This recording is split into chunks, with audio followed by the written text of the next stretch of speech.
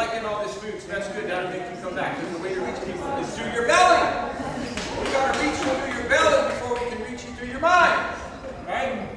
Okay, so this will be posted in our Vegetarian Society newsletter, which if you become a member, you actually get it sent to you every month, either by mail or by email. And it has all the latest information on the Vegetarian Society in Hawaii and what's happening in Maui and Oahu. And I don't think there's anything really happening in Big Island yet, but in Hawaii, and there's pictures, and you can kind of see what's happening. And so this, we won't publish always the whole recipe, but the ingredients and the picture of Susie will also be in the newsletter. So thank you, Susie, for bringing that, and congratulations. So going along with that, Cynthia was mentioning that if you go to Eat Healthy, it is one of the places where you can save, actually in this case it's even a bigger savings than 10%. If you have a membership card, like I do, and you can get 1 year, 5 year, lifetime membership, whatever, it's all explained on this, but you get either 10% off or free dessert, but at Eat Healthy you get a free dessert. And if the dessert costs $7, so you'd have to spend $70 to get 10% worth of that value. So it's a better value than getting 10% off. And the dessert I always pick, and you'll never get a bit disappointed, is the passion fruit cake with the passion fruit icing on it. And that is worth $7, I'm telling you. So it pays to have your membership card. It's $25 a year. If you're a student, it's only $15. And if you're really poor, they might even do it for $15. Okay, so it's all explained in here, and that's how we survive as a vegetarian society. So even if you're not a vegetarian, you don't have to be. And even if you don't use your card, it helps us to keep going, and it's how we are able to pay for the literature that we order, and the speakers sometimes that come over here, or that come to Oahu. And so everything, we have about 2,000 members on the 3 islands. I think there's a few in Big Island too, so I'd say 4 islands. And they support the Vegetarian Society with their memberships every year. And it helps us to be able to fly speakers in like Dr. McDougall and John Pierre, who was here recently, and really big name speakers. They don't always come to Hawaii, but they come to Maui and to Oahu. Maybe if we get bigger here, they'll come here too. By the way, according to Cynthia, we had 46 people here. So that's a pretty good turnout for the first time we've come back to our old location. Some people might not have got the message or whatever, but we're meeting here now, and I think we're going to get more people coming because the thaw and the North Shore will draw a lot more people to come here. Okay, we didn't get anybody from the North Shore when we moved to Lihue, but it was a better facility. But we lost that place, and we feel sorry for our sister in the back, her husband had come all the way from South Shore. It's a little bit farther, but it's still worth it, isn't it?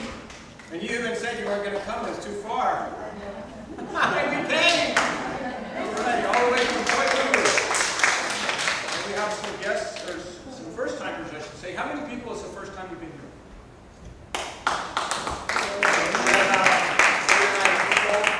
And we have Cynthia's fan club over here, all the groupies. And so that's good that you guys came, and thank you for coming.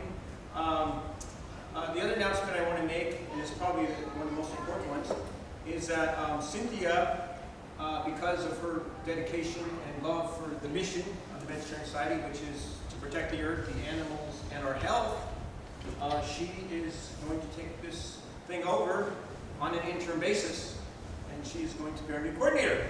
So I'm going to pass the baton.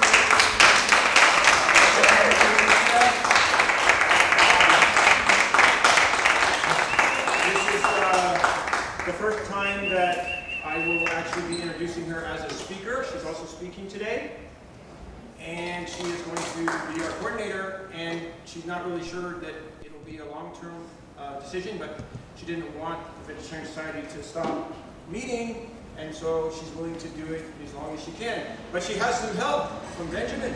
He said he would help her. And we have a lot of other good volunteers. Some of them are not here today.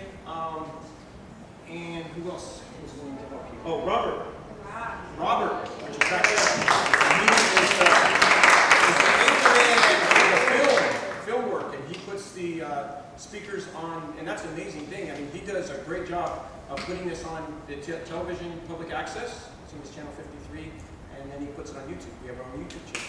So we're excited that Robert's helping us. And basically, Cynthia has been really, in her past, she's done a lot of outreach, and she worked with an organization in Florida for animal rights. Is that right? In St. Petersburg, and that's where she's from. But she's moved here now, and she's very much an activist. Okay, and when she first came, which was April of last year, I think you just moved back on the island. Is that right? March of 2018. She walks in, and I never met her before, and she says, "How can I help? How can I volunteer?"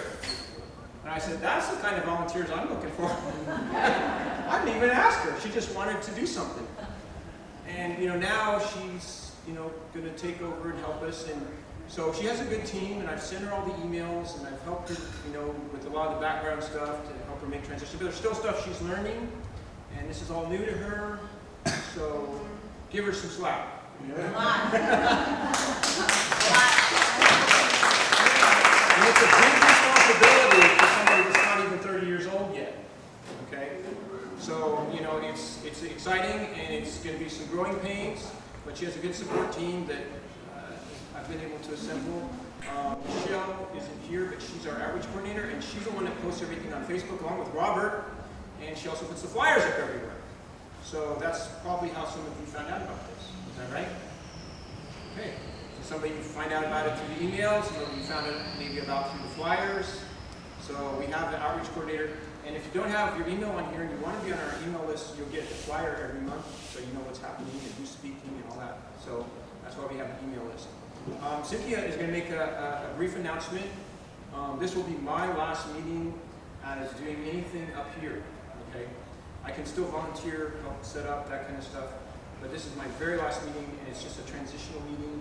And it's very similar to what happened to me in September of 2016 when the same thing was happening. The previous director, one moved, and the other one wasn't going to do it anymore, and so I was willing to take it over on an interim basis, which lasted 2 years and 4 months. Thank you. I had no intention. I had 4 businesses, and I had too much on my plate, and I had no intention of doing it for that long. And I'm not sure how long she's going to be able to do it, but that is something that is a very big need for the Vegetarian Society, is somebody that wants to do this full-time, has the time, and would like to volunteer to be the director. And you do have a good support team, a lot more than when I first took over. I didn't have any support. And I didn't have any volunteers, so I was doing 12 things all by myself, and I got burned out. But that's not going to happen, Cynthia, because we have laid a good foundation. And so we do need, if she's not ready to do this full-time, she's going to do it as long as she can do it, and with Benjamin and some other folks' help. But if anybody knows of anybody that you think would be good at doing this and have the time, it's not that much. It takes about 6 hours a month, to coordinate all this and basically be a quarterback and make sure all the volunteers do what they're supposed to do. So it doesn't take that much time, but it is a big responsibility if somebody's working and has a lot of other things. So anyway, this is my last time up here, and I'm just kind of passing the baton today. And I basically will not be here next month. I'll be here possibly in March and April, and then I definitely will be gone after that. And then moving back to England. So I'm going to leave, hopefully, this in great hands with Cynthia and Benjamin, Robert, and whoever else can help. There is a posting on Craigslist for the coordinator position, and if you want any ideas of what it is, you just go under community, look under volunteers, and it has a whole list of basically the position and what it would entail. So if you know anybody that might be interested, or you might be interested, and we always need more volunteers, and she's going to talk about that right now because she's doing already some outreach things, and I'm going to turn it over to her. And then I did not bring a flyer. I think maybe I can grab one real quick to introduce her. I'm going to introduce her as a speaker, but she's going to tell you about the outreach thing she's doing starting actually this next week, right? Tuesday. So go ahead. Let's give Cynthia a hand.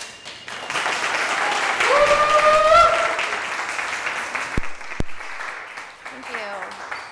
So, what was that? Give Thomas a hand. Oh, absolutely. Can we? Well, where'd he go? Can we give this guy one more round? What a wonderful idea.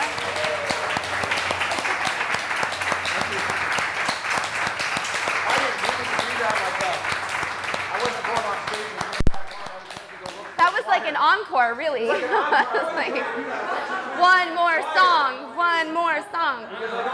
Flyer, and I want to introduce you, but that's okay. Go ahead and share what you're doing for the outreach.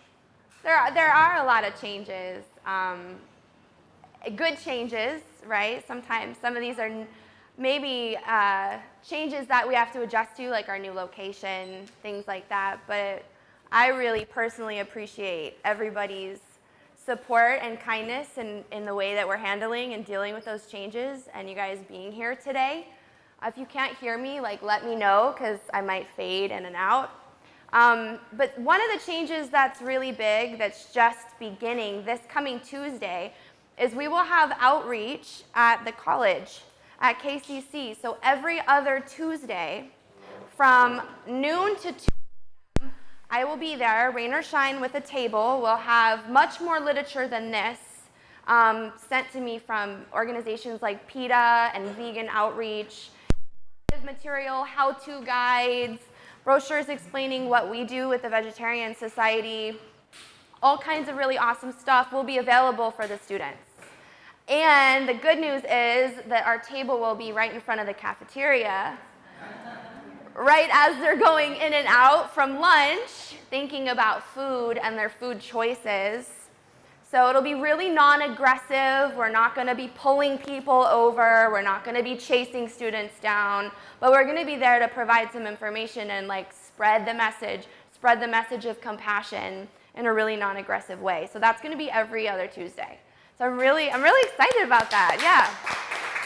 But I really don't think, for their sakes, that it should just be me by myself every other Tuesday. I think that we should rally together. So if that's something that interests you, and you don't have every other Tuesday being there, but just if you can commit even to one time helping out, and even if you're new to that type of thing, you're new to speaking to people about vegetarian lifestyles, veganism, don't worry about it. I got you. Just show up and we'll make it happen. That's all it takes, yeah? So thank you.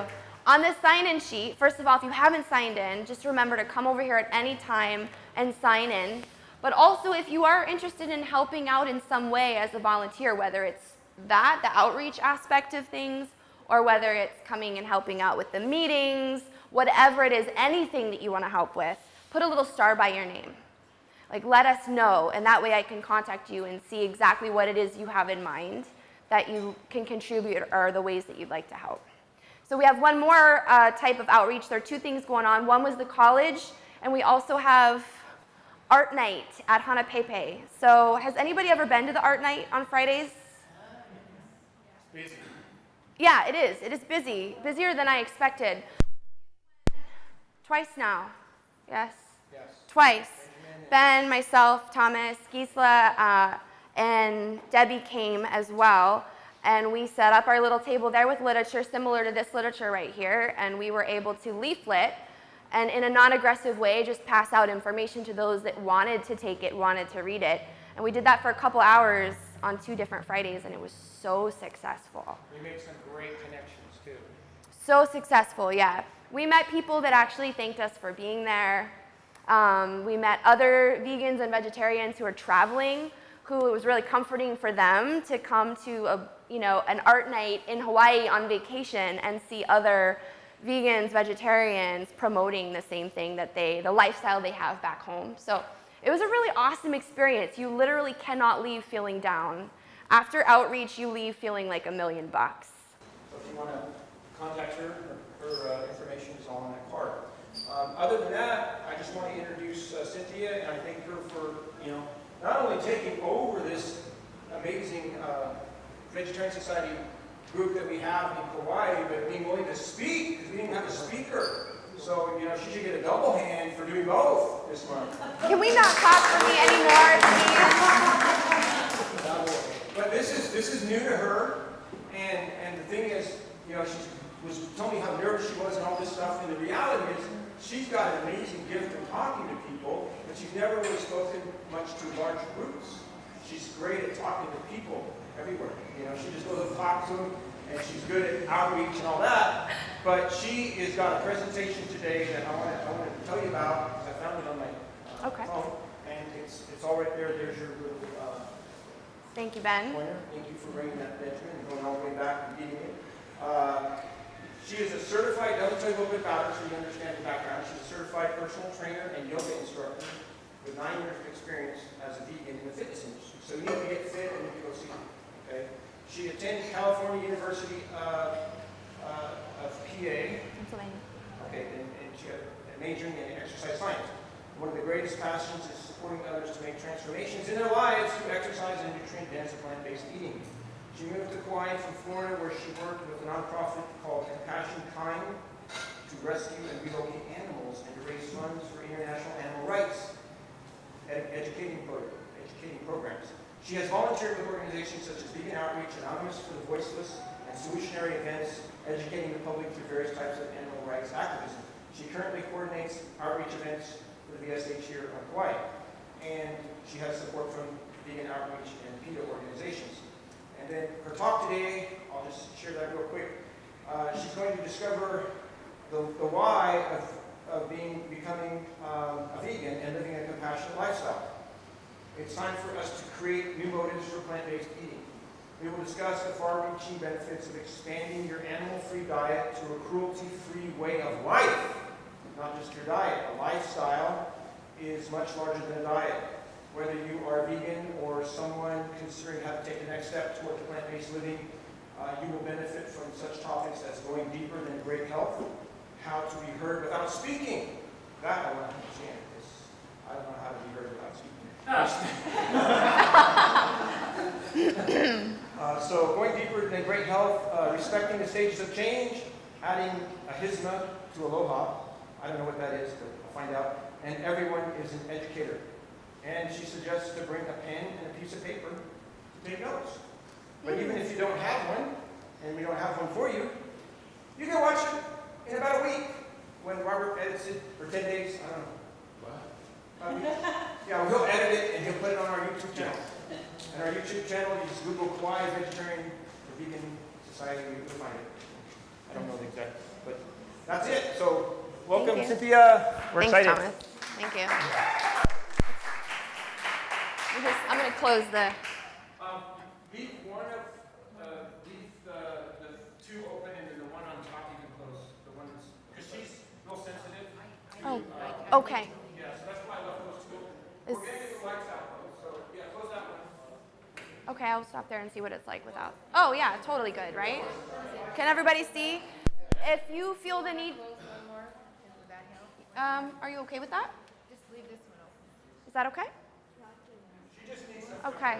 You know, we can open this anytime. If anybody wants to get a little closer to see, because there will be points where maybe the writing is smaller, like the writing at the bottom of the screen there, go ahead, now would be a great time if you want to scoot in. Like I do, it would be great to sit up near the front. Yes. Move your chair up, and then you can't say that you can't hear. I didn't bring the speaker today, or the mics and all that, because I was riding a motorcycle. I didn't want to fight traffic. And I said, you know what? I don't think we'll need it. So I'm hoping, but if you do have a great coffee boy up, come up here. Let's get up here. This is for the deaf up here. All right. Also, you guys, if you would like to get a copy of the presentation or notes or just specific questions, please feel free to talk to me afterward. You all have my number now. You can contact me. I want to stress that because I have a lot of material and it's a beautiful day, we're going to keep it limited as far as like questions go. I will be asking for participation though. So you guys are going to help me do this thing. We're going to participate together. Be prepared and ready to get that hand up. But as far as questions, unless it's like a dire, urgent, maybe we could talk about it after. Deal? All right, so Thomas did a really awesome intro for me. Thank you, Thomas. I don't know that there's much else I can say about myself. Kind of covered everything. I do want to say that it's not on the flyer. 2 things about me that are really important for you to know before we talk about anything else is that I like to dance and I like to write. So it's really important that you know that. Why? It's not important at all, but I like to dance and I like to write. So you can know that I'm silly. I'm all over the place. I'm a Pisces, if that tells you anything at all. I am new to this, like Thomas said, so I've got my stack of notes right here. Bear with me, be patient with me.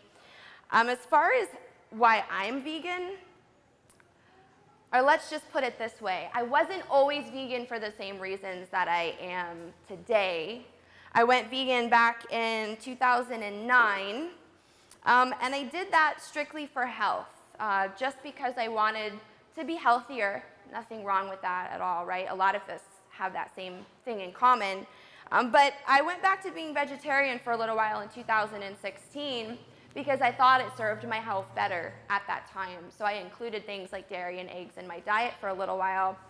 And then I met somebody in Florida who really influenced me a lot, a good friend of mine named James. And he never berated me, even though he was a vegan and I was a vegetarian. Never made me feel bad about it when we ate together, but I watched him and I just observed. And I observed the way he talked about the animals, and I could see his passion for animals. And little by little, it changed how I felt about veganism, so I went back to being vegan again in 2017. But this time it had nothing to do with health. Health is kind of the bonus side of things for me. This time it's all about the animals and our planet and preventing suffering and cruelty. That's really where my passion is. So it just goes to show that our motivations and our reasons change with time, and that it's okay to look for more and newer motivations for why we eat or behave the way that we do. I worked with, like Thomas said, an organization, you might want to write it down or look them up later, called Compassion Kind. So Compassion Kind is a animal rights and also humanitarian efforts organization. What we did was, particularly what I did, was bring animals from Puerto Rico right after the hurricane and find homes for them here. So I was the airport pickup lady. I would show up and get all the crates of animals, take them bathroom, like get them to where they're supposed to go, and oftentimes fosters would drop out at the last second, so I would wind up in my apartment with 5, 6 animals running around trying not to get caught by my landlord, and that was fun. And it was an amazing experience. We're going to talk later about ways that you can get involved with organizations here locally as well. But that really had it played a big part in putting me in this direction, getting to realize that when you help an animal, it knows. Like those animals, those dogs that were brought over from a really nasty, bad situation, I could see it very clearly how happy they were to be in a safe place, and that changed my thinking about why I'm a vegan. Moved back to Kauai in March, been here for 9 months now. Was so happy to find the Vegetarian Society and see what you guys were all up to really big things. Was really inspired by what's going on and wanted to jump in on it, so here I am. All right, let's kick this thing off. Plant-based diet versus plant-based lifestyle. Is there a difference? Just give me a yes or no head nod shake. Is there, yeah, you can be verbal. You can be really verbal today. Is there a difference? Yeah. And it's, by the way, there's no right or wrong answer. Don't ever feel afraid to say exactly what you're thinking when I ask questions, okay? We're going to talk about, yes, there is a difference. We're going to talk about what that is. First of all, and again, no fear here, raise your hand if you are currently a vegan. Raise your hand if you are currently a vegetarian. Okay, and raise your hand if you're neither, but you're here because you think the topic is interesting. All right, awesome. That's exactly what I hoped for in a crowd. You're everything I want and more. So let's approach it this way. If you are a vegan right now, what possible or what motives have played a part in your life? Why are you a vegan? And it could be multiple things. If you're not currently a vegan or a vegetarian, then what do you think might influence somebody to go plant-based? What do you think could, or what interested you in coming here? What was it that piqued your interest in wanting to hear this lecture? And now is where I'm going to ask for some participation. So why? Whether you are or aren't vegan, give me something. Why? Compassion. Big one. Save the earth. The earth, our planet, yes. Health. Right? We just hit the big three right there. We already got the big three. Animals, or compassion for life, for animal life, right? Health, our environment. Anything else? If you think of something, just say it. The future of our children. Ooh, that's a really good one. That's a really good one, the future. Okay? Good conscience. Having a good conscience. Yes. Living off the land. Living off the land. Ooh, I like it. You guys, I didn't even come up with these in my own personal inquiry. This is great. Okay, so we've got a few. We are going to tackle those big three a lot in the lecture, though. Okay, we're going to talk about compassion for animals, health, and environment. And first is the boring part. I'm going to be totally honest with you. We're just going to lay down some facts about each of those three things, just so we can establish that they are good reasons. Those three things are good reasons to go plant-based. That's the first thing. All right, so bear with me because, yeah, I'm going to be reading some facts. If you want this information later, no worries. I can definitely get that to you, okay? So let's start with environment. I know everybody's going to go right to read the screen, so I'll just stay here with you for a second. Drought got you down. You can save the same amount of water by skipping 1 gallon of milk or 27 showers. And if you can read that at the bottom, it says everyone would prefer that you shower. So, and this is just one example. It's like that with a lot of different research and statistics where we see that by eliminating some animal product, we do a lot more good than a lot of the other ways that we try to help our environment, even though it's all important. So let's just talk about environment for 1 second. We all know that animal agriculture is responsible for a lot of pollution, a lot of our land use, etc. But why is that? Well, it's not just a matter of raising an animal and then butchering it. There's a lot more involved, right? Animals all have to eat. They have to use the bathroom, right? They need space. Even if it's minimal space, it's still a lot of space. So this, and water. Water's the big one. And then energy to feed them and take care of them. So these are all our resources that are going into animal agriculture. So here's a fact for you. 75% of agriculture land around the world is used for animal livestock. That's the same in Hawaii also. About 80% of our land is used for cattle. Oh, that's good to know.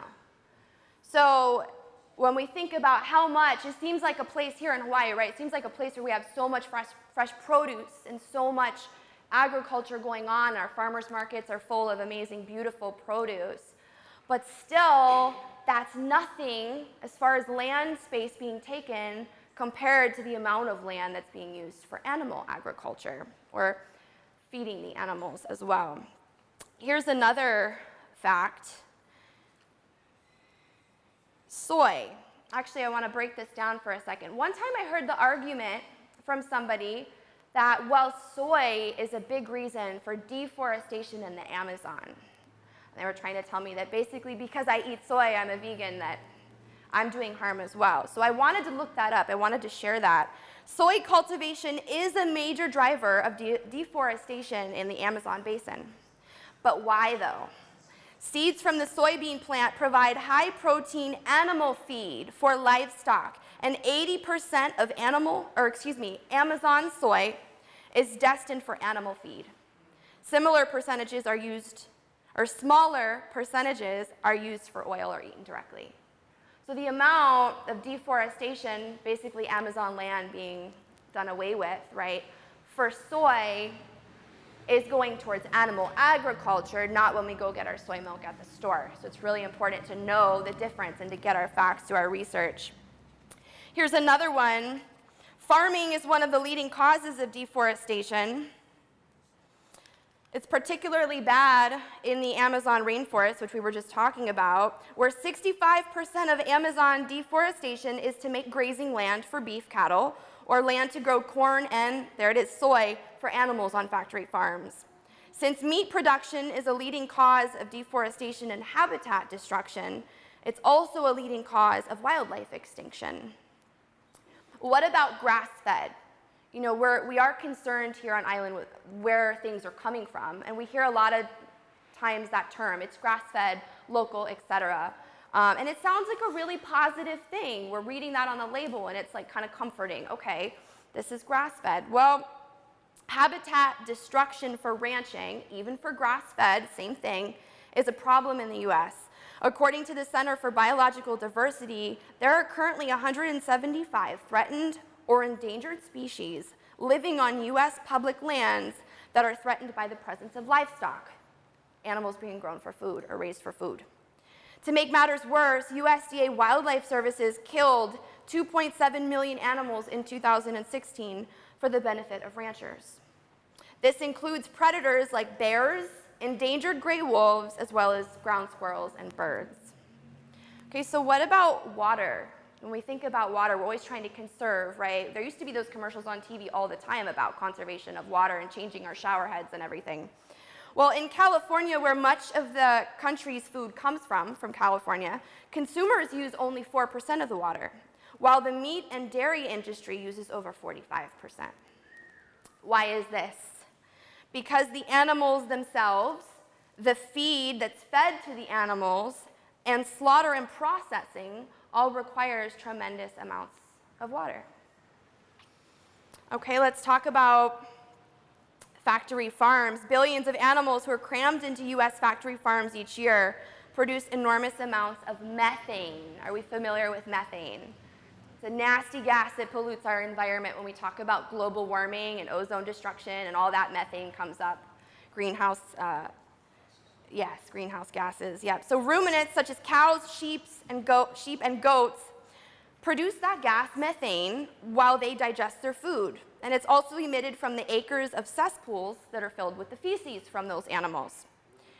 So the U.S. Environmental Protection Agency, the EPA, has shown that animal agriculture is globally the single largest source of methane emissions, and that pound for pound, methane is more than 25 times as effective as carbon dioxide at trapping heat in our atmosphere. And what is heat being trapped in our atmosphere? What do we refer to that in a simple way as? Global warming. Global warming, right? So just a couple of the maybe boring but really important facts on our environment. So would you say that environment's a pretty solid reason that one might go plant-based? Right there, okay? So, or I want to make this really clear, not just necessarily go plant-based, but just eat less animals. We're all in a different place on the spectrum, right?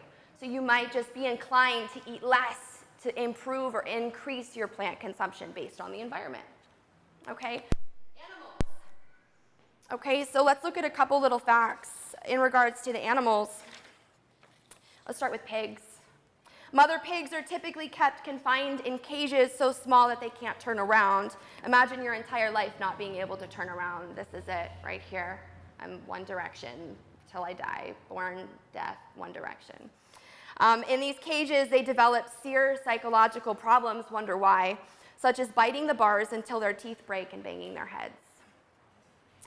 That doesn't sound pleasant. Chickens, when they get sick, in factory farms, they can be clubbed on the head with a metal rod or left to suffer to death. And this is all accessible on the internet. I'm not showing any slaughterhouse pictures or video footage inside factory farms today. It's not what I'm here to do. But if you want to see that, if you want evidence and you'd like to see what goes on inside a factory farm, I definitely recommend you get into some of those documentaries that are out right now. And I can give you a list afterward that really shows what's happening in factory farm environments.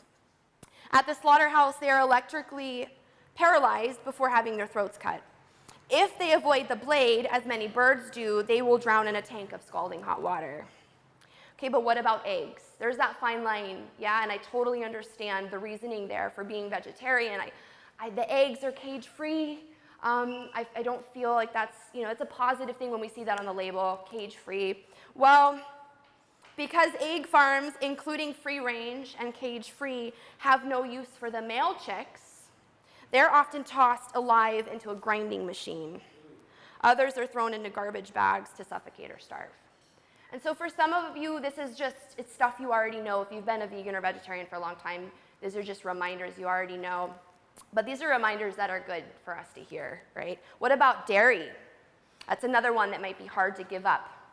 In order to produce profitable amounts of milk, a cow must be impregnated on a yearly basis.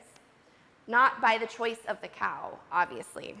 While the bond between mother and baby is one of the strongest in nature, yes, cows and their babies are very bonded together, dairy calves are taken away within hours of birth, and they won't be together again.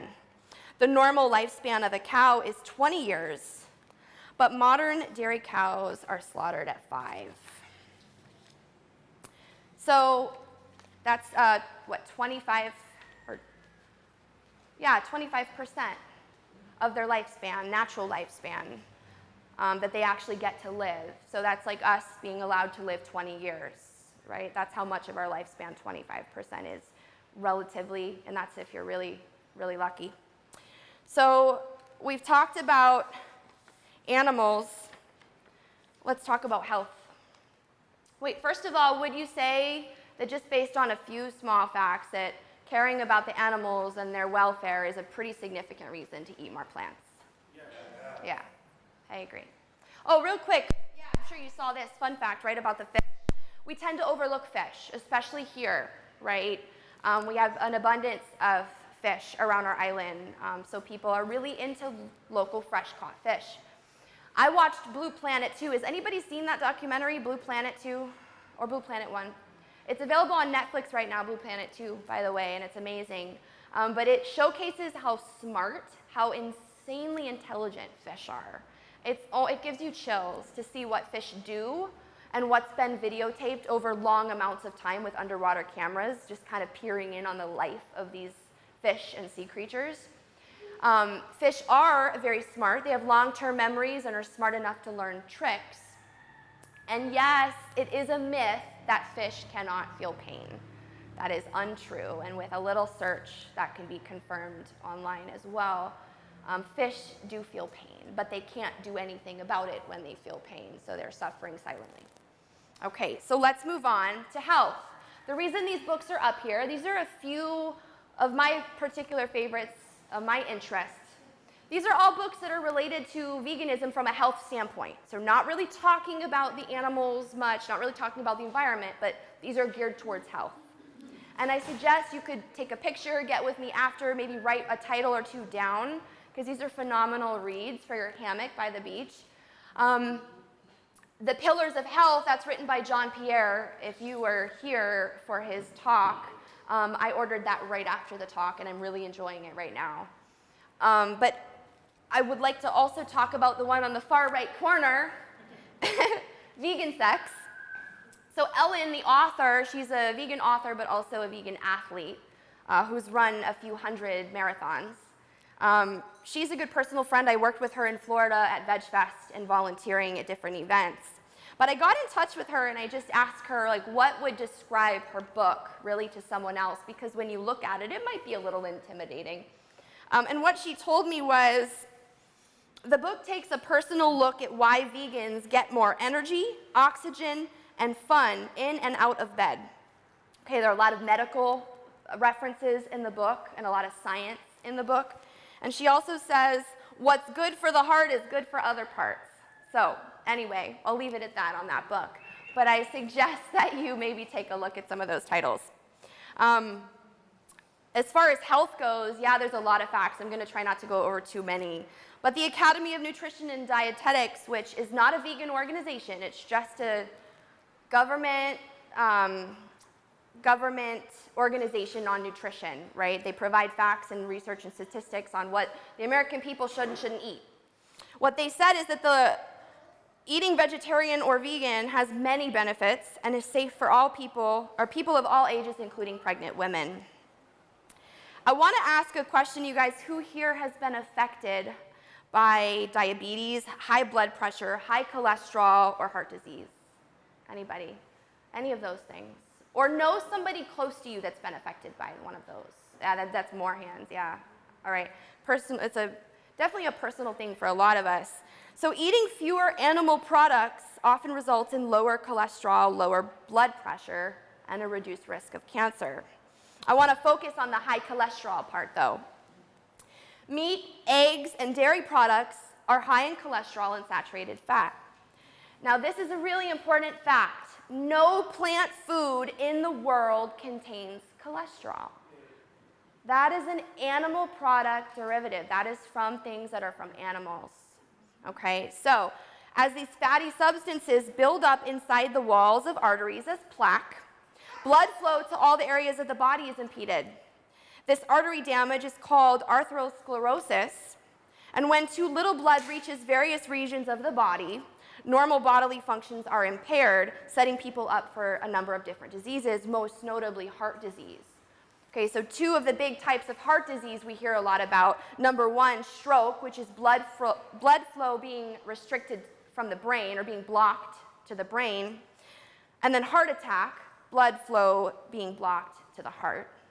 Okay, and this is all, again, stemming from plaque that blocks, usually plaque that creates blockage in the blood vessels. Now, there's no symptoms of high cholesterol. And the reason I'm saying that is because we've all seen examples of somebody that has maybe a high-fat, high-meat diet, maybe does a lot of exercise, CrossFit, some type of exercise where they tend to encourage a high-meat intake, and they look great. And they say they feel great. I'm on this high-meat, high-fat diet, paleo, I don't know, maybe. And I feel really good. And you're like, well, the thing is there's no symptoms for high cholesterol. So a lot of times there's a lot more going on the inside than what we see on the surface.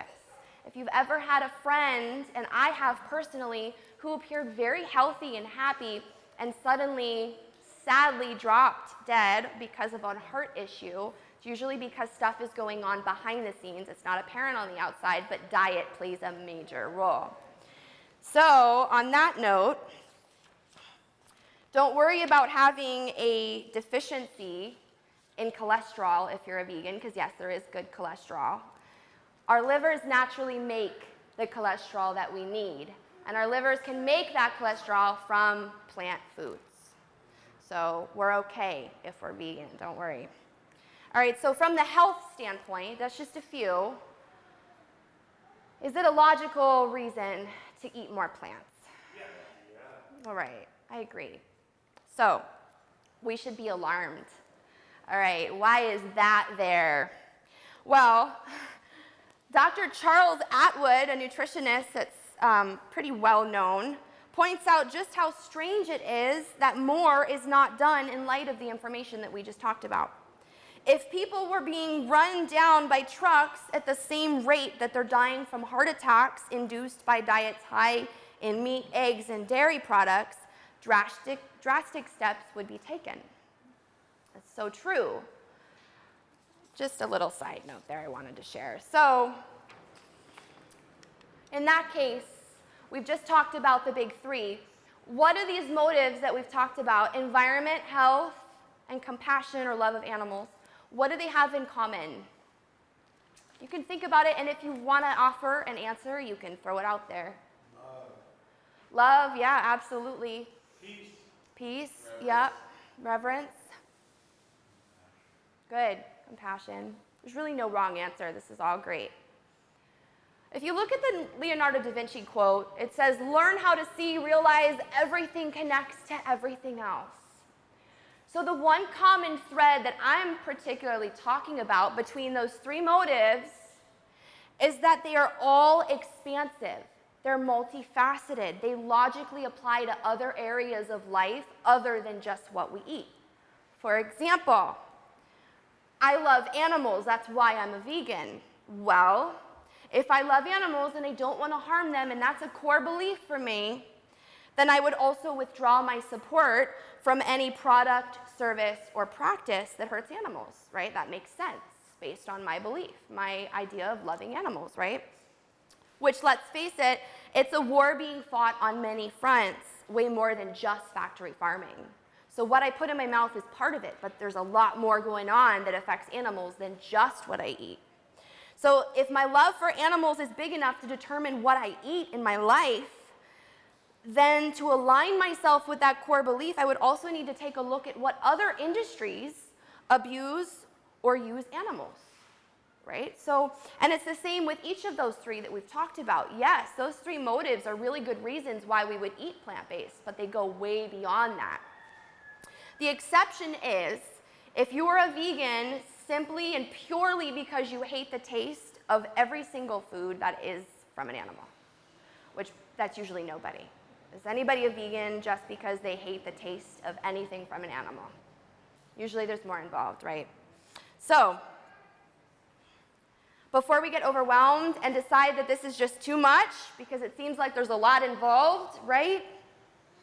The idea behind this lecture is to create more awareness. It's just to get us thinking and conscious about how we can expand from our ideas about being plant-based into other areas of life. Connecting the dots between our reasons for eating more plants and the other aspects in our lives that we can align with those same reasons. Okay, so we're discussing a lot of points, I know, but the takeaway, the whole main point of this whole thing, I'll give it to you right now, the whole takeaway is just self-inquiry. It's just being willing to inquire within and educate ourselves and learn new things. We're never too old, too young, too poor, or too busy to realign and to re-examine ourselves, right? So, don't panic. These alignments I'm talking about, maybe making changes, adding new things to your life, these alignments might be minor adjustments over time. That's really important.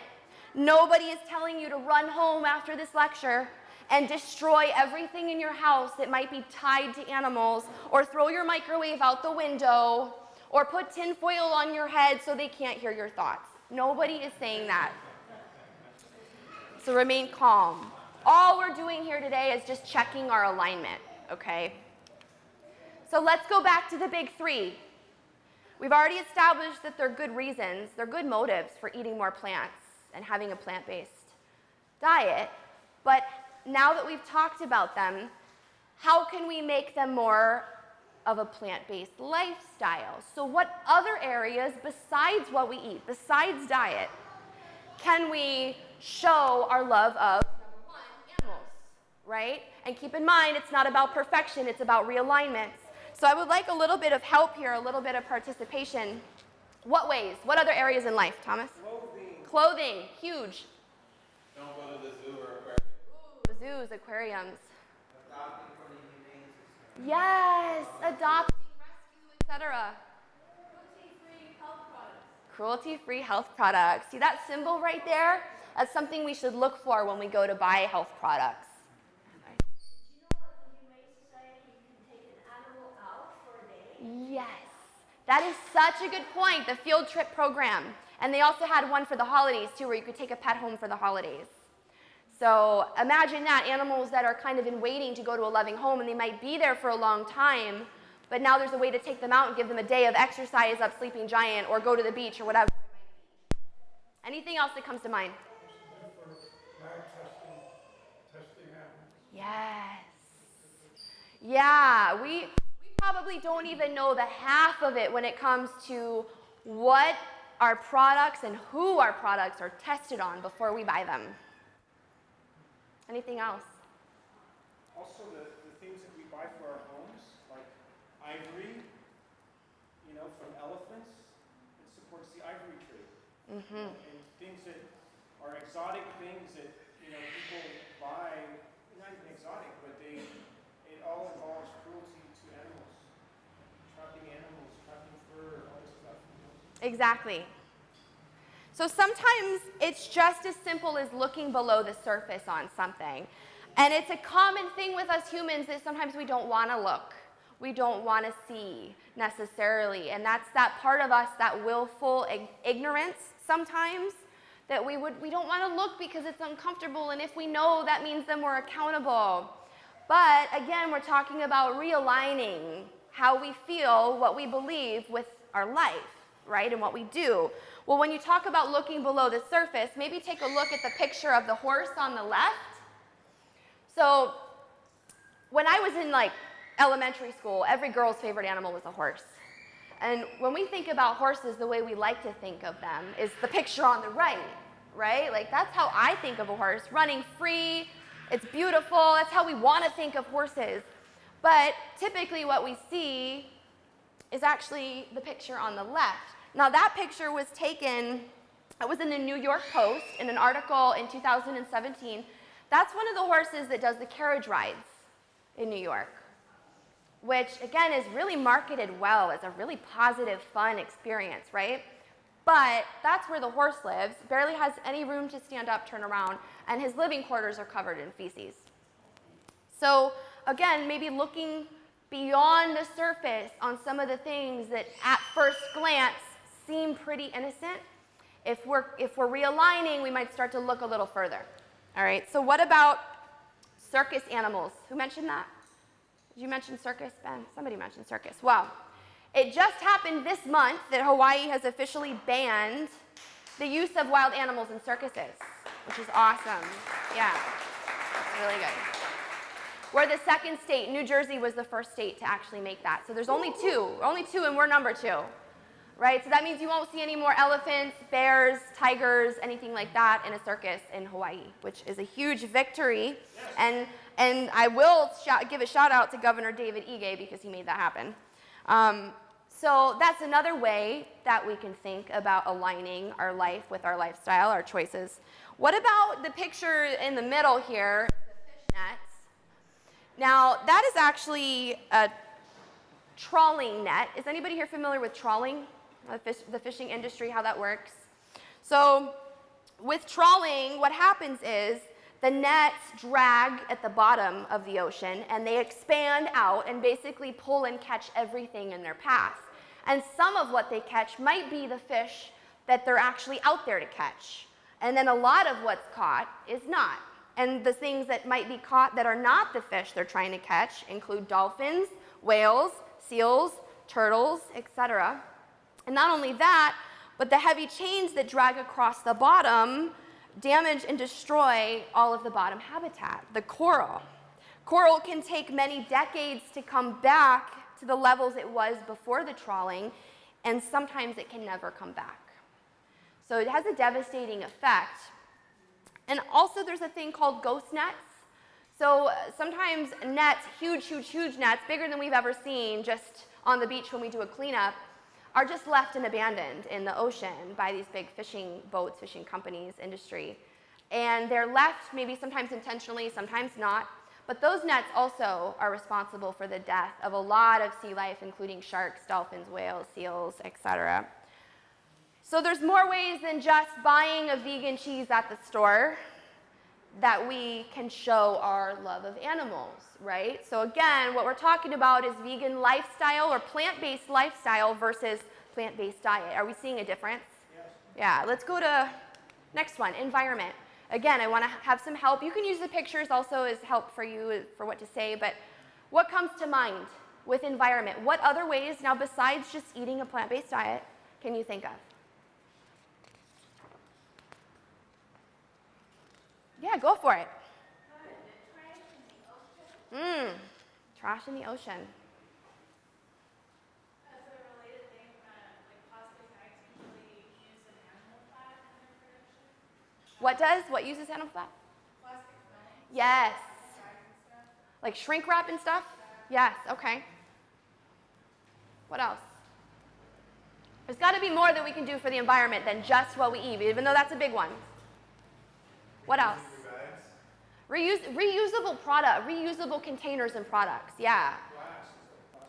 Using glass, I see a lot of you have reusable water containers. When we shop, we can also buy in bulk and use reusable containers to put our food in. Anything else? Recycle, absolutely. And there's something I want to note about recycling. It's a worthy endeavor. We should all be recycling. However, what's better than recycling? Compost. Compost is awesome. I love that. But reduce. What's before the damage is done? Not doing the damage, not using it, right? So recycling is really important, and it's inevitable that we're going to have to recycle something, right? But reducing is even better. What ways might we reduce the trash we create so it doesn't even need to be recycled? Our recycling system is imperfect. And another one of those things we might not want to look at because we don't want to see, but truth be told, some of the things that we might often think we're recycling don't actually get recycled. They go to a landfill. Cardboard being a big one here in Hawaii. So that just gives us another reason to pay more attention to our reduction instead of always relying on recycling.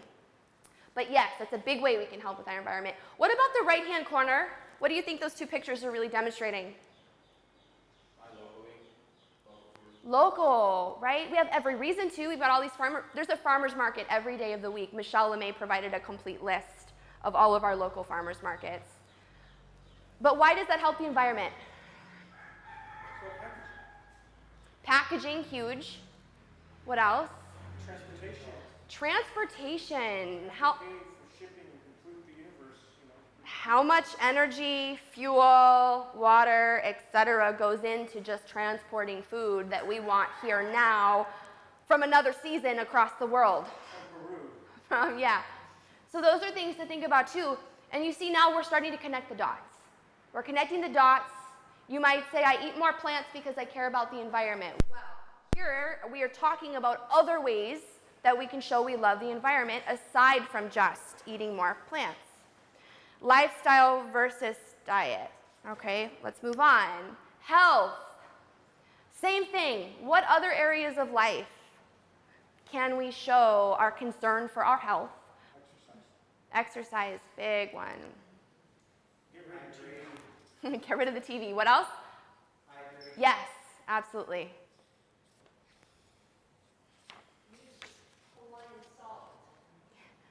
Hawaiian salt.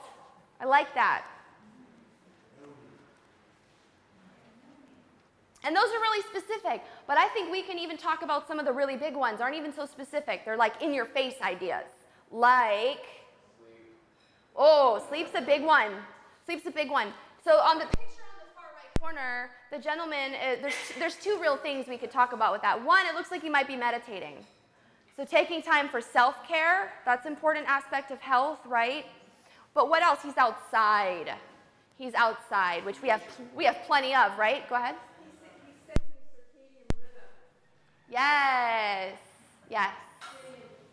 Bright sunlight. Sunlight, away from the sensations that are always around us when we're at work and when we're going around town doing errands, right? What about this one? Nobody's mentioned that one. Maybe we're a little guilty in that regard, possibly. The one on the left-hand corner. What is that? It's vegan though, right? That's what the big vegan word is denoting there. It's all vegan, but is it healthy? It's really, really all too easy to be a junk food vegan, is it not? It's really easy to do. So all of the things in the picture are vegan, but all of the things in the picture have also been linked to cancer and heart disease. So if we're really concerned about our health, we're already eating a plant-based diet, or we want to go in that direction, we want to eat more plants. If we want to align our lifestyle with our concern for health, we would also have to consider the quality of even the vegan food that we eat. The quality, whether it's clean. What does that word clean mean? What is clean food? They really started using that word a lot more in the last 5 years, I feel like. What's clean? Less ingredients. Less words that we don't know how to pronounce. Simple. Maybe not even cooked, right? So look at the picture over to the right versus the picture on the left. One is healthy vegan food and one is dangerous vegan food. Not that we don't all like to indulge sometimes, right? But again, realignment, just starting to think about some of these ways. Those are all good. One other thing to consider might be reducing our pesticides in our foods and lab-created additives in our foods, right? So starting to look at the labels a little bit more is always a good idea. Well, we covered most of the ones for that, so you're good. Right, so in all three of these big areas, now we've talked about the fact that there are good reasons to eat plant-based, but then we've taken the whole plant-based diet out for a minute and looked at other ways that we can show our support in these areas. So, the things that we've talked about are motives, health, environment, and animals are not looking like just reasons to eat plants anymore. They're looking more like principles or beliefs, right? So what do we call a set of principles or beliefs that affect the decisions we make on a daily basis? Lifestyle. Even before the lifestyle. Just this set of principles. Ooh, good. I like it. The literal definition of a belief system is a set of principles or tenets which together form the basis of a religion, philosophy, or moral code. So the same things that motivate you to eat plant-based may very well actually be much bigger, and you're looking at a belief system. Now the question is, what is the end result of a person's belief system? And you mentioned it, you guys already said it. The result of a belief system is not just a diet, but a lifestyle. The way in which a person or group lives. It's how we live. It's all of the decisions, the little ones and the big ones, and realigning all the time with how we feel on the inside and our actions on the outside.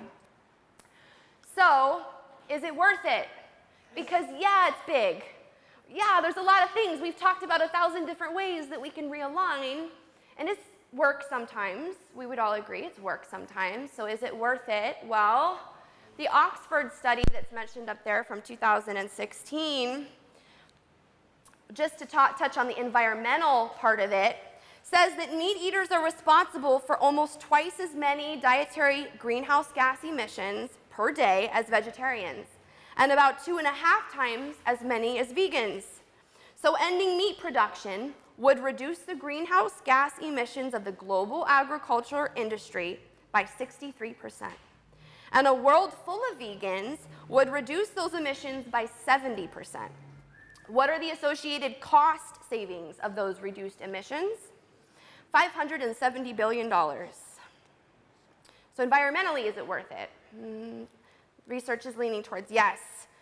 The UN also says that raising animals for food is one of the top 2 or 3 most significant contributors to the most serious environmental problems at every scale, from local to global. According to the EPA, we mentioned it before, Environmental Protection Agency. Now again, it's a lifestyle, not just a diet, so we're touching on recycling here. Recycling protects and expands U.S. manufacturing jobs and increases U.S. competitiveness, reduces the need for landfilling and incineration, prevents pollution caused by the manufacturing of products from virgin materials, saves energy, decreases emissions of greenhouse gases we talked about, conserves natural resources such as timber, water, and minerals, and helps sustain the environment for future generations, which was mentioned. So again, environmentally, it's looking pretty worth it. What about animals? Well, that one's obvious, right? We don't really have to talk about is it worth it, because a plant-based lifestyle impacts animals in a really obvious way. They live versus die. Super obvious, right? What about humans, though? Our health, again. According to the researchers in the same Oxford study, if everyone were to go vegan, the combined number of deaths per year from strokes, coronary heart disease, cancer, and type 2 diabetes would decrease by 19%. So 19% of a whole country like the United States is a lot of people. That's a lot of deaths prevented. So again, we ask, is it worth it? Yes, it's worth it. Einstein said, nothing will benefit health and increase the chances for survival of life on Earth as the evolution of a vegetarian diet. Interesting that he said that. Did you know for the last year of his life, Einstein was a vegetarian? And when we say vegetarian, it's really important. I want to distinguish what that meant at that time was vegan, right?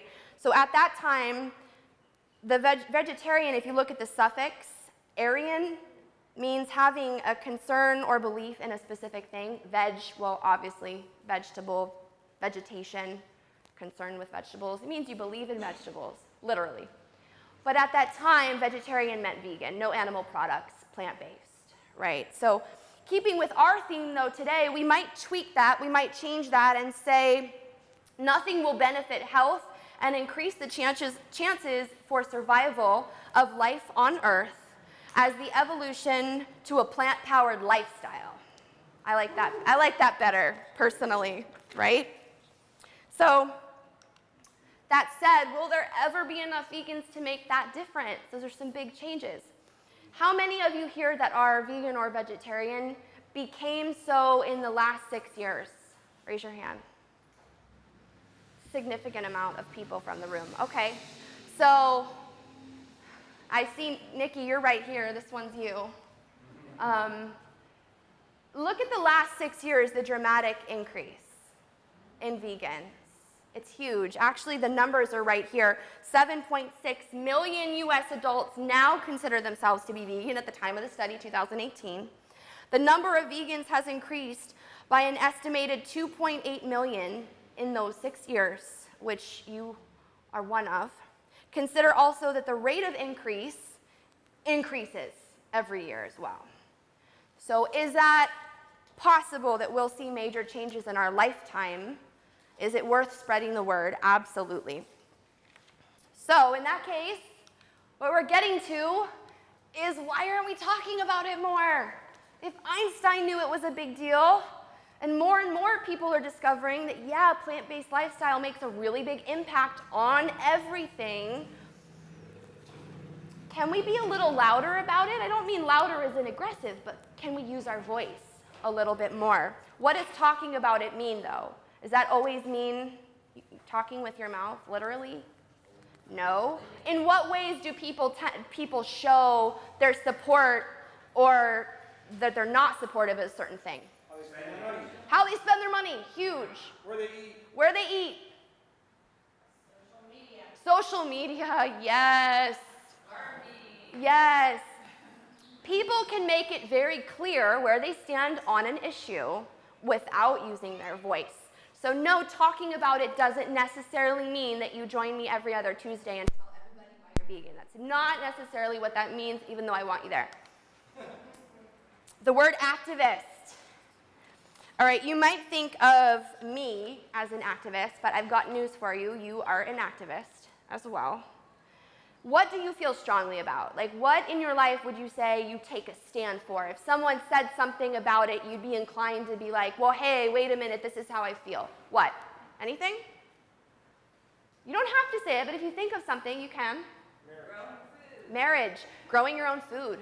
I mean, what are you passionate? What? Domestic violence. Ooh, what are you passionate about? Keep it coming.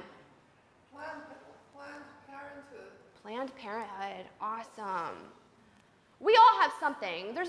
We have many things, probably, right? Each of us that we stand for, we're passionate about.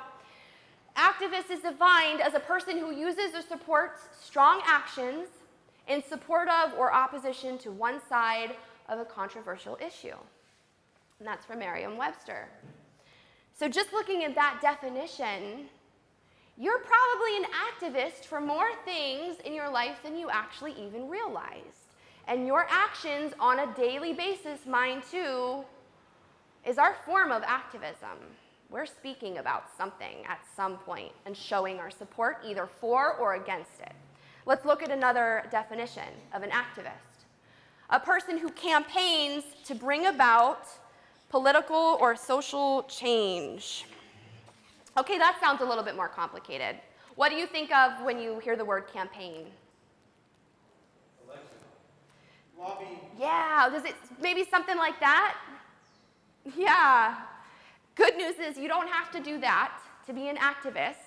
Don't worry. Let's look actually at the word campaigning and just broaden our horizon on what that means. Campaigning. There's two definitions I want to look at. One is to organize a series of activities to try and achieve something. Okay, that doesn't sound too crazy extreme, right?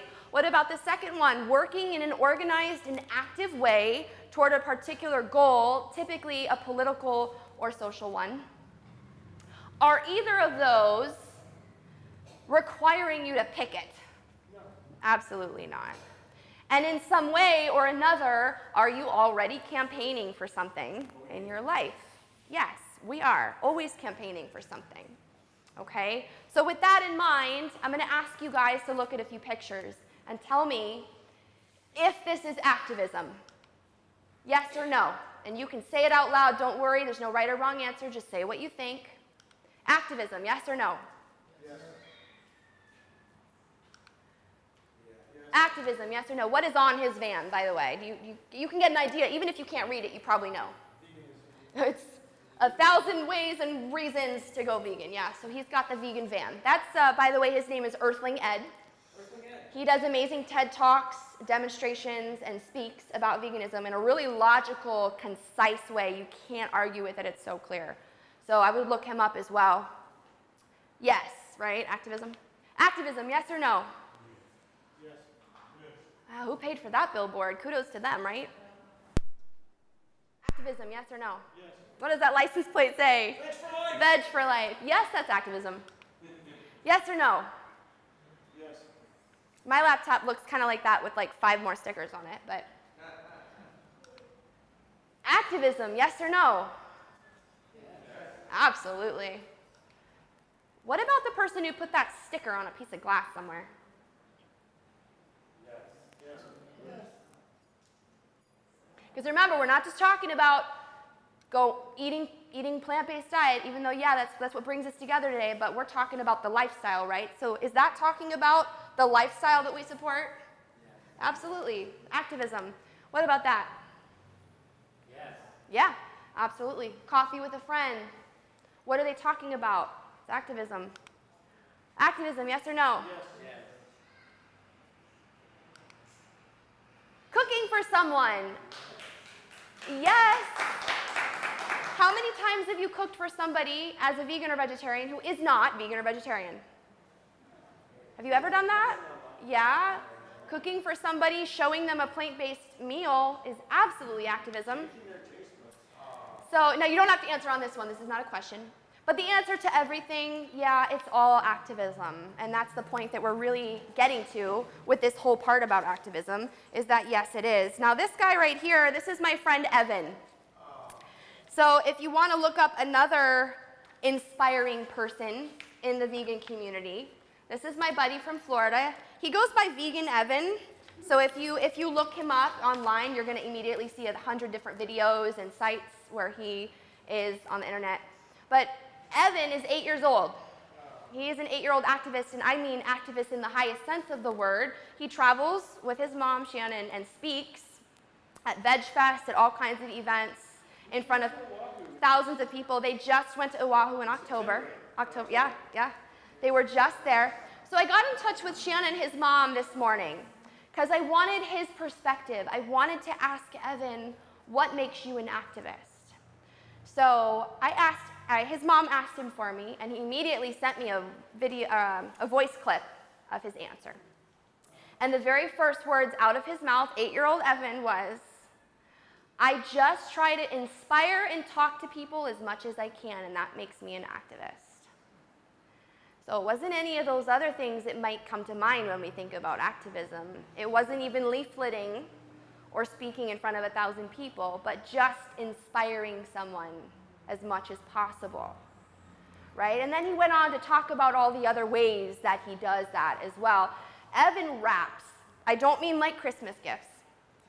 I mean like raps. So you will love to look up some of his videos and listen to some of his raps on veganism, global warming, among many other topics, our environment. He's got an answer for literally anything and everything. Really cool dude. But my point here is that at any age, anybody can be an activist. And thus we all are. So what if you're thinking, that's not me though, like I'm shy, I'm reserved, like is there such a thing as a shy activist? Is that possible? Yeah, well I'm proof, first of all. Don't worry, veganism takes all types of different people, right? Well, it's the same with activism. Identify your skills. That's the biggest thing that you can do. What are you good at? What do you like to do that you're good at? Once you identify that, you have your own personal form of activism about your belief system, your way of sharing it. You've got it right there, right? So it might be baking, crafting. Do you make a product that's vegan or that doesn't require animal products? Numbers. I mean, there are lots of ways to help with organizations as far as if you're good at math and technical skills, computer stuff. Cleaning up. If there's anybody really good at cleaning up, then you have a way to be an activist right after this presentation is done. And also, to speak to what was said earlier, I am pretty sure that cuddling with animals at the Humane Society is a skill as well. That's a skill set right there. So if that's your skill set, then use it. That's your form of activism. But what other ways? What other ways can you think of that you might be an activist? Send a video to somebody, a YouTube link or something. YouTube, videos. Yeah, absolutely. Bumper sticker. Bumper sticker, absolutely. That's an easy one, right? That only takes 5 seconds of work and then it's done. What else? Kindness. What else? Listening. Observing, being a friend. Invite him to quiet, yes. Let's get really specific. What about advocating online? What ways might you advocate what you're about, your belief system online? Website. I mean, what are we checking all day, every day? I don't care who you are, you check it at some point. Facebook or Instagram or another one of the many. Oh yeah, your story of the day on Facebook, all these pictures, some kind of thing. Yeah. Yeah. What else?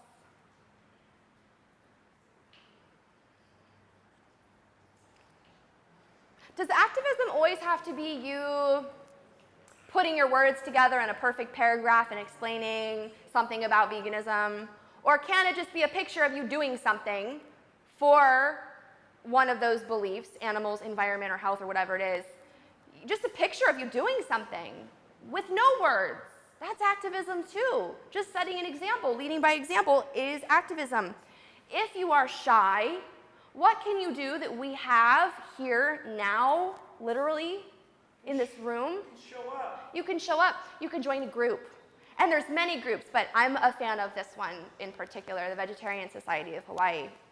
But if you're a shy activist, that's one of the best things you can do is join a group and surround yourself with other people who have a similar or same belief system or lifestyle and share. That's activism. All right, so let's talk about, in my opinion though, probably the most important. What do you do when somebody asks you if you are a vegan or a vegetarian, for those of you that are in the room? Do you shy away? Do you try to change the conversation? It's really something to think about. If that happens the next time it happens, and it will come up somehow, right? With friends or somehow it will at work. Use that as practice for being an activist. Use that as an opportunity and keep it simple. Answer honestly and simply. Don't worry about having a slideshow to present to them. It doesn't take that. You might have a few key facts. You might know a couple things that support your lifestyle that you can mention, or maybe a resource, a website, something off the top of your head. But is that necessary? Is it mandatory? Absolutely not. I want to talk about body language now. This part's going to make me laugh, you guys. Somebody asked me if I'm vegan. Are you vegan? Yeah, been a vegan for like 9 years now. It's pretty good. All right, ask me again if I'm vegan. Are you vegan? Yes, I've been a vegan for 9 years now. I feel great. My health is dramatically improved. I absolutely love it. Difference. Would you say that's a big difference? Body language is everything. And literally, even if you're just saying the word yes without any of the other stuff, what's the difference in body language between yeah and yes? Huge difference. Face, eyes, posture, everything matters. We can literally be activists with our body language when we're talking about what's close to our heart, right? Going along with that, I want you to look at this picture. activist attitude. What do you notice about this group of people? That's the biggest one. We talked about how white their teeth were the other night. They're super white teeth, right? Vegans must all have really white teeth. No. Energy, or at least they are coming across that way. What else? They're alive, yeah. They're excited. Their eyes are smiling too, aren't they? It's not just their literal smile. They appear confident, right? That's a big one. If this group of people said that they were vegan, what would you think about vegans if you just based that opinion on this picture? Yeah. And the same goes vice versa, right? If these people looked absolutely miserable and we're like, we're all vegans here, you would be like, oh, that's a group I don't want to meet with every Sunday, the first Sunday of the month. So the activist attitude, what does that really entail, though? I want you to meet Vegan Steven. All right, you guys, don't make me laugh. My friends know that this is going to make me laugh. Let's take a look at Vegan Steven. Okay, besides just how he comes across in his picture, which is already says volumes, we just talked about body language, right? What else can I tell you about Steven? Well, Vegan Steven here has proclaimed his lifestyle. He practically shouts it from the rooftops. So he's got activism in that way. He talks about his lifestyle. But Vegan Steven always condemns his omnivorous friends in social settings. He told Still on Dairy Mary that she was responsible for cow suffering and torture. When he gets an invitation to go to dinner with friends, he replies, I can't eat anything there, so he rarely joins them. He does sometimes invite his friends to join him for dinner, but it's always a really fancy, high-priced vegan restaurant. Vegan Steven posted this along with a picture of his electric car. He said, I can't imagine polluting the environment with a gas car or truck. Only ignorant people drive on fossil fuel. Yikes. What is your impression of Vegan Steven? He's obnoxious. He's a prick.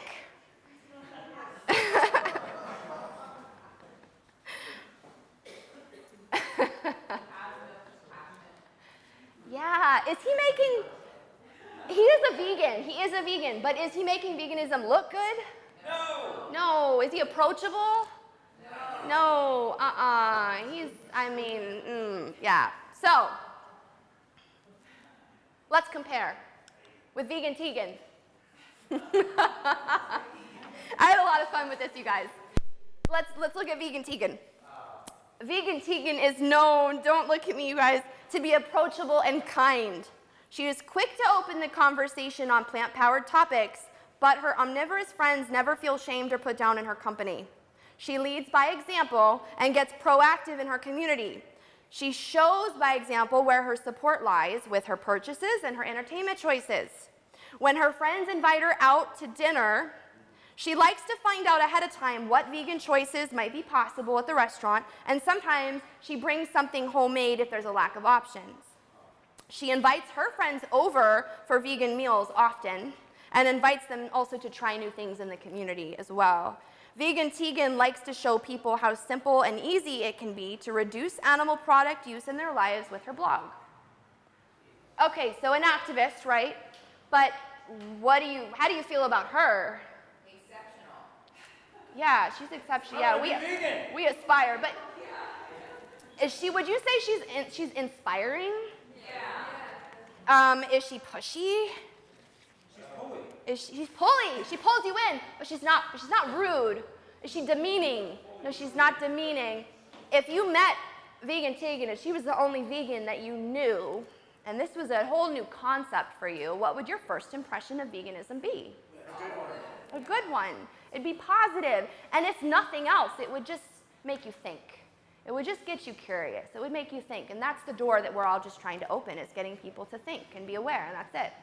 So, now that we've looked at both of these, the thing to remember is that we are all walking, talking, moving, breathing projections of our lifestyle every day.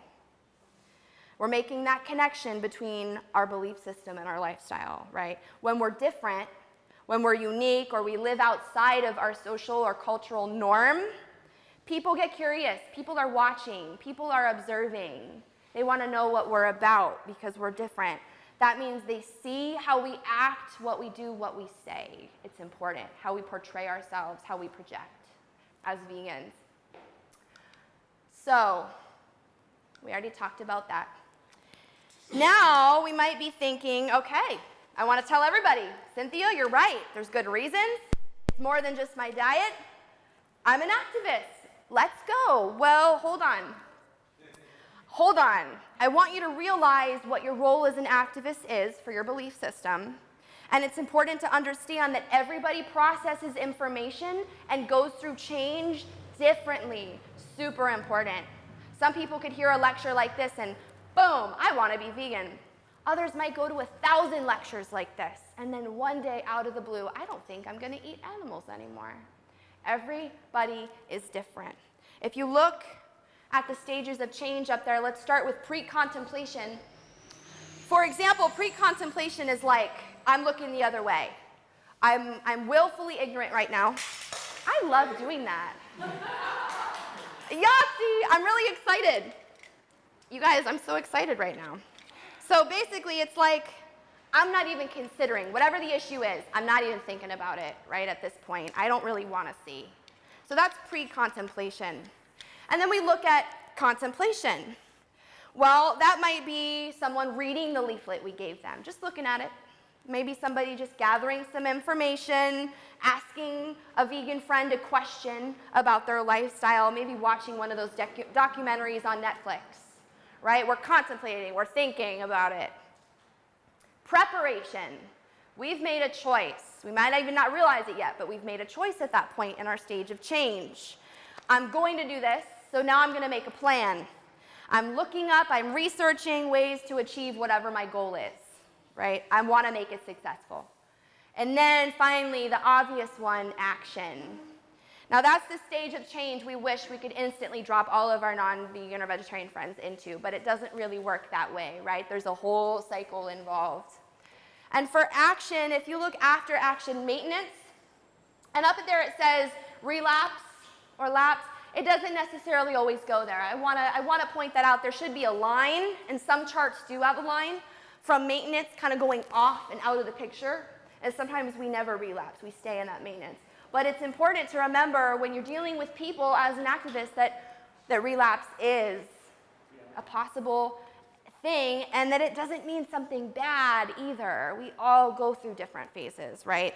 The maintenance part is exactly what we're doing right now. It's why you're here. You already made a choice, most likely. If you are vegan or vegetarian already, you've already made that decision. But now you're maintaining. You want to educate yourself. You want to continue to support your belief system with your actions. Realigning. I keep saying that because that's really the focus. We're continuing to realign ourselves. So when you deal with people, when you talk to people, when you go about your activist ways, remember not to assume where a person is on that stage of change spectrum. Don't assume where they are, and meet them where they're at. Wherever they're at, meet them there. So there are two ways, going along with that thought, we're almost done here, there are two ways of being that can help us to be effective activists and educators. Ahimsa and Aloha. Is anybody familiar with Ahimsa? You might. I'll give you the definition right here. Ahimsa is really common, it's a little blurry, sorry. Concept for people that are really into yoga or people that are familiar with Buddhism, Hinduism. Ahimsa is a Sanskrit word that means to do no harm, literally, doing no harm, nonviolence. So a lot of animal rights activists will talk about Ahimsa because it does refer to all creatures, not just humans, right? So it's nonviolence toward any living thing, any living being. But Ahimsa can also go a lot deeper than nonviolence to animals. It's any type of violence that means violence to self with our thoughts and our speech. It means emotional, intellectual, and verbal violence towards others as well. So that's marker number one. When you consider a way that you'd like to talk to somebody or demonstrate your lifestyle, see how it matches up to Ahimsa. Is it nonviolent? The second one, Aloha. Now, I was really concerned. Some concern came up for me in using Aloha because, there's 1,000 ways we hear Aloha used every day, and some people that might be native or local are used to Aloha in different definitions, different ways. So I went to my friend who is a native Hawaiian, 100%, and I asked her, what does Aloha really mean in her culture, in her roots? And she sent me to the Hawaiian Electronic Library, to the actual definition or translation from Hawaiian. Aloha refers to a lot of things. We're just going to look at the few at the very top. Love, affection, compassion, mercy, sympathy, pity, kindness, sentiment, etc., etc., etc. What my friend Tiana told me when I asked her for her personal description of Aloha was, simply put, it's unconditional love. Boom, that's it. Aloha is unconditional love at its core, besides all of the other things and ways to describe it. So as activists, when we're considering speaking about, proclaiming, or demonstrating our belief system, which we're passionate about, yeah, of course, we're thinking about doing that in any fashion, whether it's at a booth, at the college, talking to somebody in the grocery store, posting on Facebook. Check your idea against those two things, those two markers, ahimsa, nonviolence, and aloha, unconditional love. And the question we might ask ourselves is, can I say what I want to say and speak honestly with my truth while abstaining from any form of violence, ahimsa, and doing so in unconditional love, aloha? And if it's a yes to both of those, then go ahead with your bad self and say what you want to say. What's the next step? Let's sum it all up. Where do you go from here?